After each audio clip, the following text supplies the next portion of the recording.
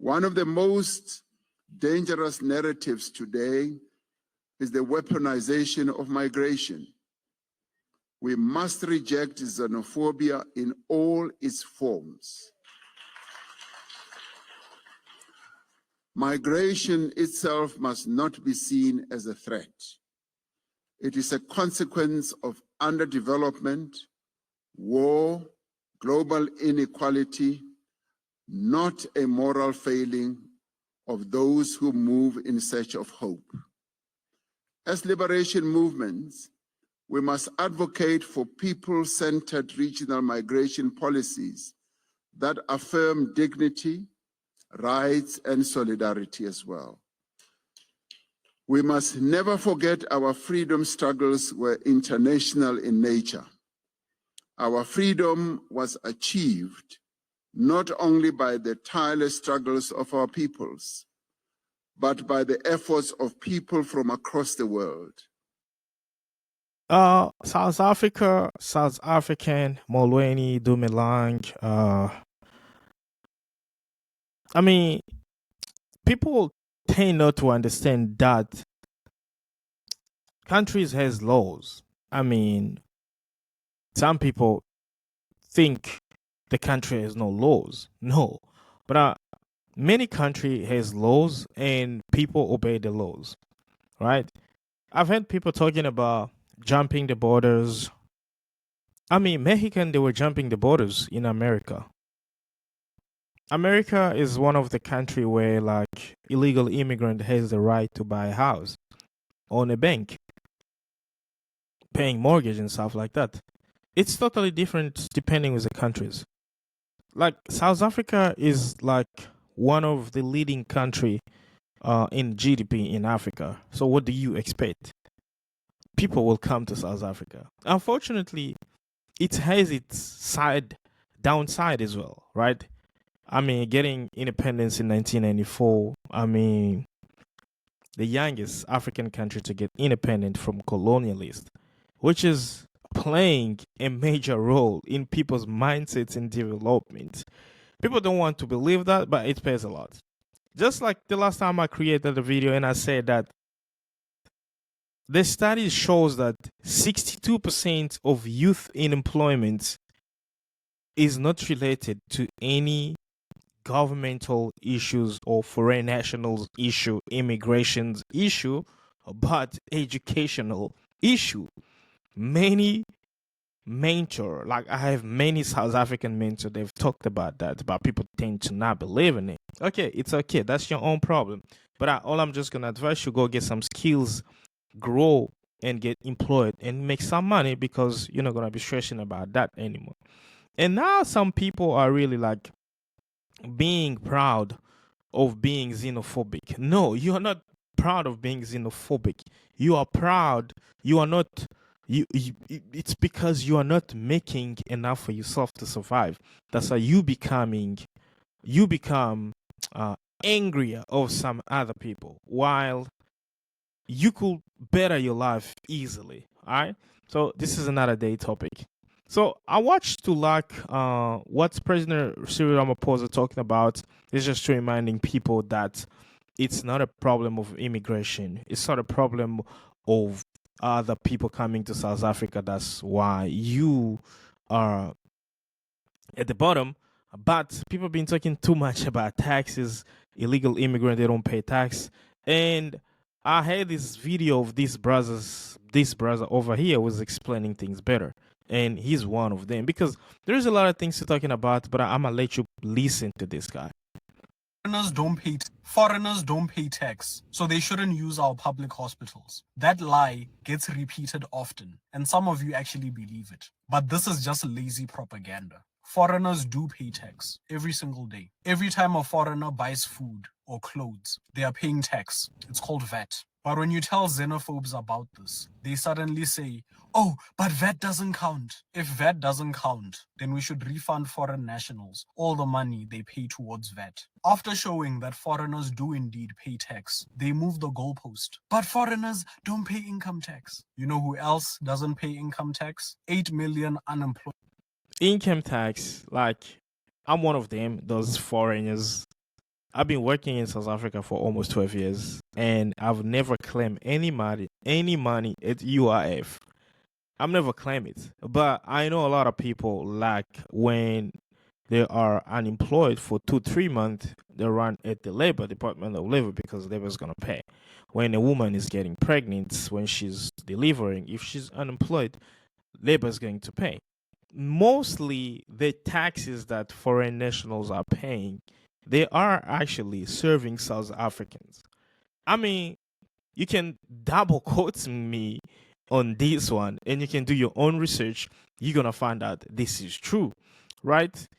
Even if you are employed illegally, I mean, you have a SARS number, your company is still going to deduct that by law, whether you want it or you don't want it.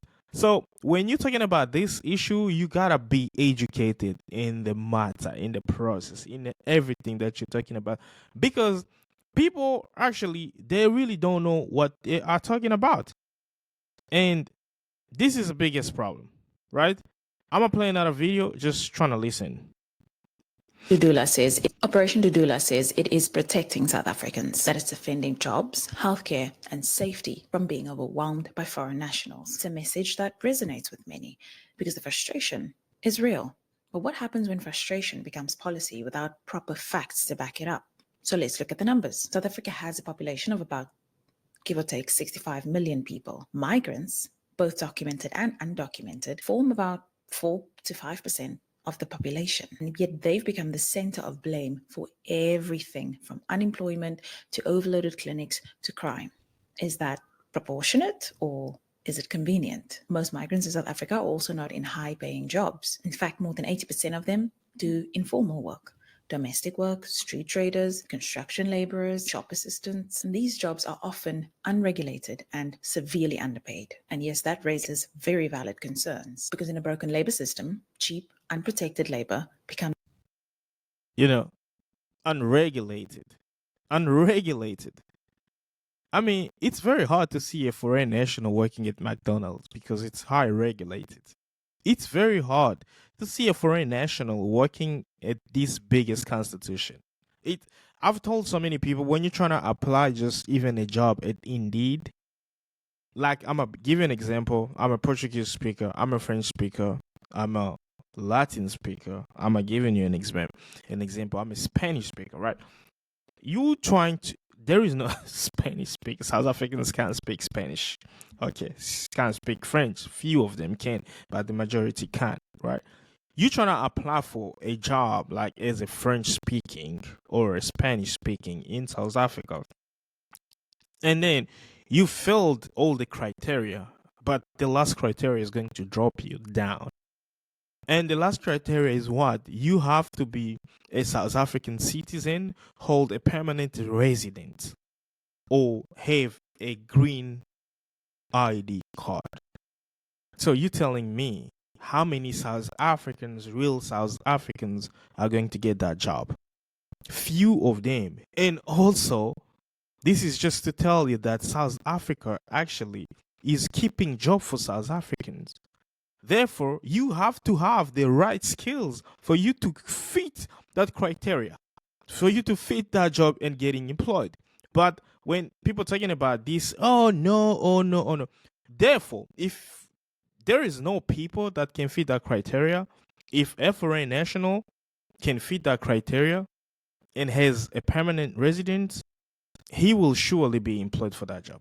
So you just gotta balance. You just got to know. But unfortunately, most people don't know, and this is why it brings a lot of problem. And once again, it's a question of education because people tend to not trying to educate themselves. They leave everything for government. Government is not gonna do everything. Government is gonna play its part. You also have to play your part. So I like this woman, the way she explains so much, because people do understand. Few people do understand. No, a lot of people do understand, and few people don't understand. Let me know in a comment what you say, if you understand, if you don't understand, because if I read the comments here, it's going to be crazy. Yeah? Dudula simply says, put South African citizens first. How are they going to put you first if you can't put yourself first? Sorry, how can you quantify undocumented people Where do you take 4% from? I mean, like 4% is based on all the statistics. Like there can't be more than 4 millions of undocumented immigrant. No, it can't be. The 4 millions are documented plus undocumented, because stats and facts are all over there, right? Your fact, she loves it. Only educated ones are going to understand what she's saying.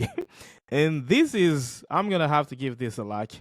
I've been telling people only educated ones are going to understand what she's saying. If you go to Germany, I'm talking about this every time. It's the same thing. You go to America, it's the same thing, right? If Congo was like the beauty, the central of Africa, if the country was better, you would have seen a lot of people from all over Africa go there. But unfortunately, Africans, we're still behind. But I hope in 10 years, 20 years, 15 years, who knows? Africa is going to be the next Dubai, and people can migrate it in so many countries. And I also feel the charge that South Africa is carrying, because there is a lot of people, like, according to South Africa or in Africa, but it's not even a top 10 of a country that holds a big number of immigrants in the world. But in Africa, it's a number one. So yeah, man. So just get out there and do something for yourself. Don't blame other people, and just be you, and stop being proud of being xenophobic. It does not help you. At least trying to learn from other, trying to mingle, trying to cultivate yourself, trying to be versatile. I mean, trying to be like the person, like, I mean, be good. All right. Let me know in a comment below, guys. Ramaphosa speech, did you like it? The videos that I'm sharing with you, are they valuable? Let me know. Please hit the button, subscribe, activate the bell notification. If you like the content, please join our membership program. I mean, it's cheap, just to help us keep going and keep creating beautiful content. And that's what we do. Let me know in a comment below. Please drop your comments. If you see this video, please like the video so the algorithm can see like people are interesting. And I'll see you in the next video, guys. Cheerio. I love you.